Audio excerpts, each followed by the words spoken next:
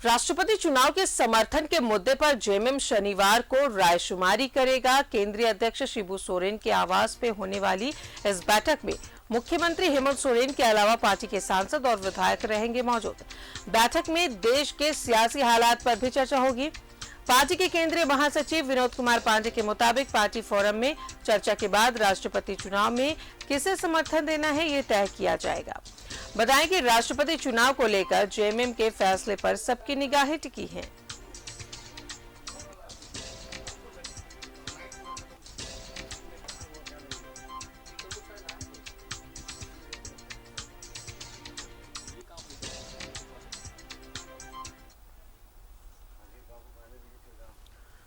झारखंड की पूर्व राज्यपाल द्रौपदी मुर्मू राष्ट्रपति पद की प्रत्याशी है। झारखंड में उन्होंने 5 साल से अधिक समय तक राज्यपाल का दायित्व संभाला है।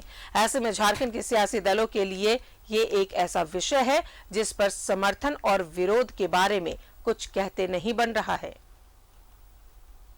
को एनडीए के राष्ट्रपति पद का प्रत्याशी बनाकर बीजेपी ने मास्टर स्ट्रोक खेला है।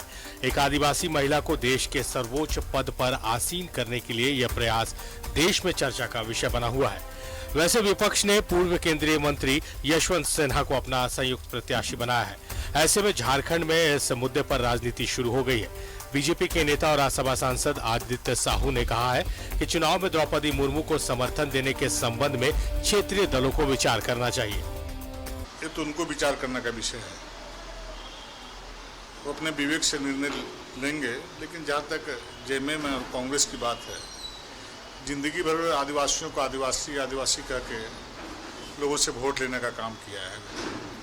इस बात से सौभाग्य से भारतीय जनता पार्टी ने देश आज़ाद होने के बाद पहली बार किसी आदिवासी महिला को प्रत्याशी बनाने का काम किया है।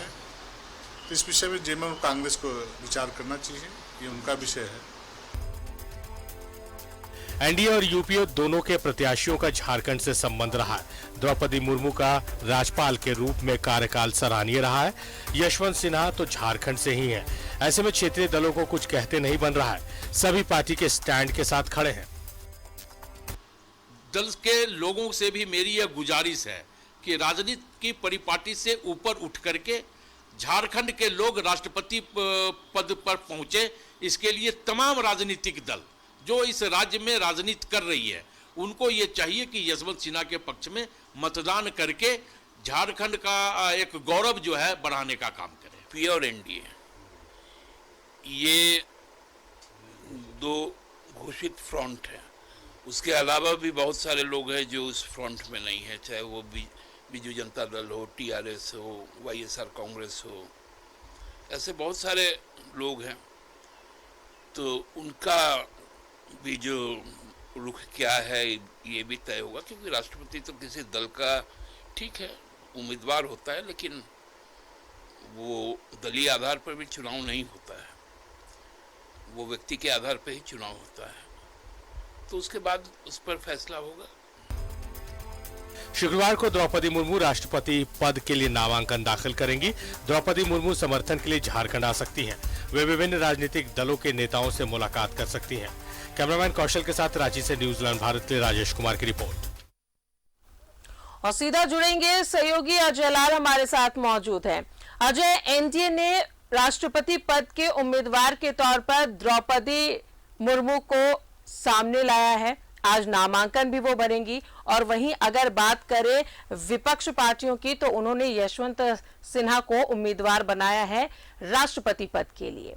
जाहिर तौर पर सबसे कॉमन इन दोनों प्रत्याशियों में एक चीज है कि दोनों का रिश्ता झारखंड से जुड़ा हुआ है।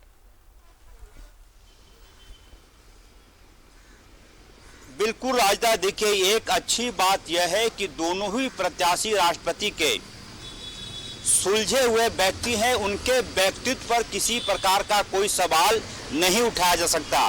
कोई भी विवाद से ये दोनों व्यक्ति दूर दूर रहे हैं। अब सवाल ये उठता है कि एनडीए के प्रत्याशी द्रौपदी मुर्मू को क्या झारखंड मुक्ति मोर्चा के जो सांसद हैं या फिर विधायक हैं उनका समर्थन मिलेगा या नहीं।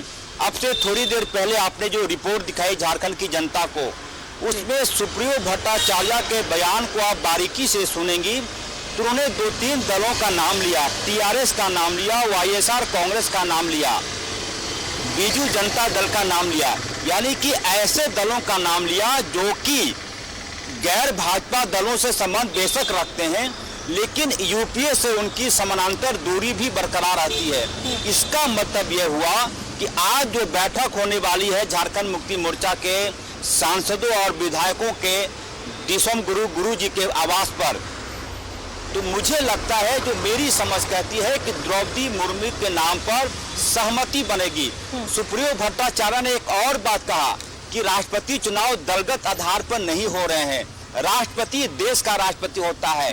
यानी इस पूरे बयान को आप समझेंगी राजदा, तो झारखंड मुक्ति मोर्चा का दिल और दिमाग दोनों इस बात की गवाही दे रहा है कि द्रौपदी मुर्मू को झारखंड मुक्ति मोर्चा अपना समर्थन दे सकता है। 100% इसे आप मानकर चलिए।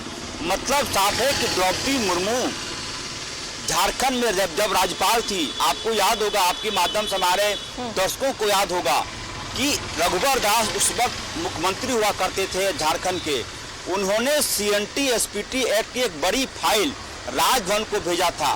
द्रौपदी मुर्मू ने बिना देर किए उस फाइल को लौटा दिया, यानी कि वो एक प्रकार से झारखंड को अपना कर्जदार बनाकर चली गई। वो कर्ज उतारने का वक्त अब झारखंड के जिम्मे है।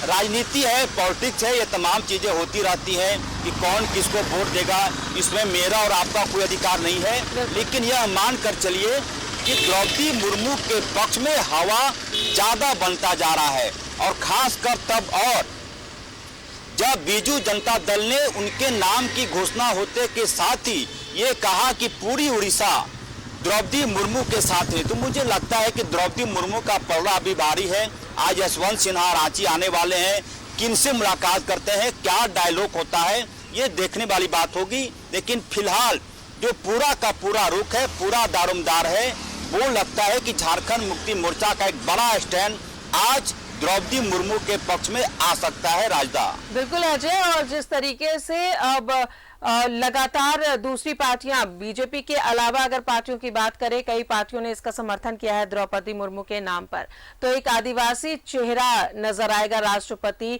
पद के तौर पर अगर इनका चुनाव होता है तो। लेकिन अगर आंकड़ों की अगर बात करें तो जो संख्या बल है वो भी सकारात्मक है द्रौपदी मुर्मू के लिए। बिल्कुल राजा, देखिए जो एनडीए का जो अभी अंक गणित है, लगभग 3068 से ज्यादा वोट उनके पास है।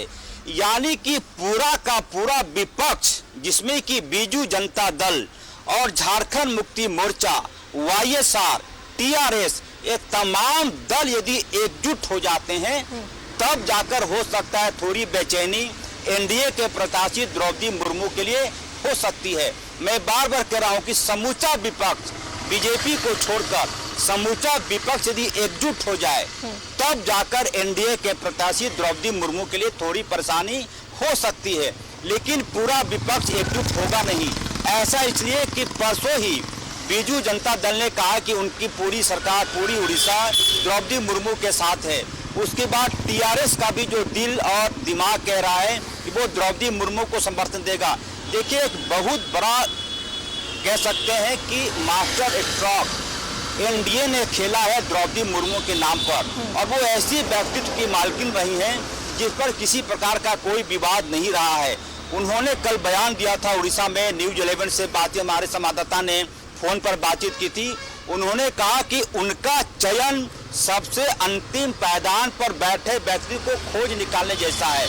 मतलब साफ है कि जो कोई भी दल द्रौपदी मुर्मू के नाम का विरोध करेगा, ये माना जाएगा कि वो आदिवासियों का विरोध कर रहा है। ऐसा परसेप्शन बनाने की कोशिश अन्य दल कर सकते हैं। तो मुझे लगता है कि झारखंड मुक्ति मोर्चा, जो कि लगातार आदिवासी हित की बात करता रहा, इतना बड़ा रिस्क लेने की वो कोशिश नहीं करेगा। तो आज जो बैठक होने वाली है झारखंड मुक्ति मोर्चा के एमपी और एमएलए का, तो मुझे लगता है कि हेमंत सोरेन का भी पक्ष होगा कि द्रौपदी मुर्मू के लिए हाँ बोला जाए।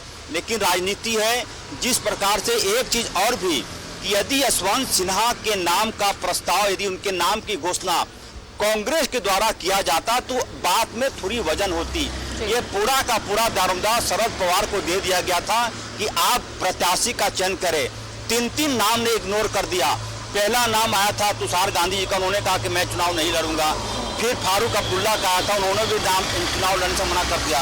मतलब ये हुआ कि यशवंत सिन्हा का नाम यदि फर्स्ट फेज में ही यूपीए के लोग आगे कर देते तो थोड़ी बात में ज्यादा वजन होती, लेकिन 3 लोगों के अस्वीकार करने के बाद चौथे नाम पर यशवंत सिन्हा कहा कि I am agree for the president election.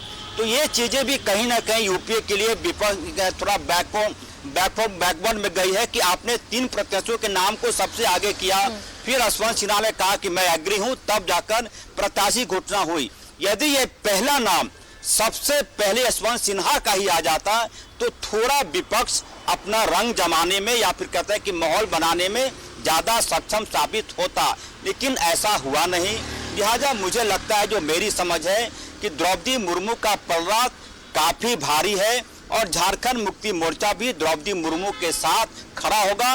कम से कम बेनिफिट ये होगा झारखंड मुक्ति मोर्चा को कि यदि यहाँ के सांसद, यहाँ के विधायक राष्ट्रपति भवन जाते हैं तो कम से कम उन्हें अपना परिचय देने की जरूरत नहीं पड़ेगी कि मैं झारखंड से आया हूँ, मैं रांची से आया हूँ, मैं झारखंड मुक्ति मोर्चा का विधायक हूँ। तो ये एक बेनिफिशियल होगा झारखंड मुक्ति मोर्चा के लिए कि आने वाले दिनों में यदि राष्ट्रपति भवन से किसी प्रकार की गुहार लगाने की जरूरत पड़ेगी तो एक शख्स झारखंड के लिए खड़ा मिलेगा, वो नाम होगा द्रौपदी मुर्मू का राजदार। बिल्कुल।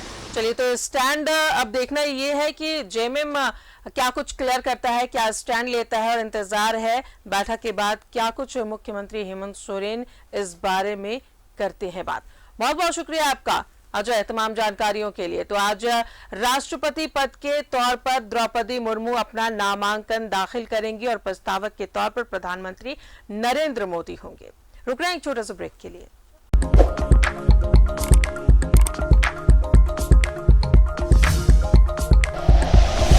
Like and share videos, subscribe करें हमारा चैनल और प्रेस करें बेल आइकॉन। न्यूज़ 11 भारत, सच है तो दिखेगा।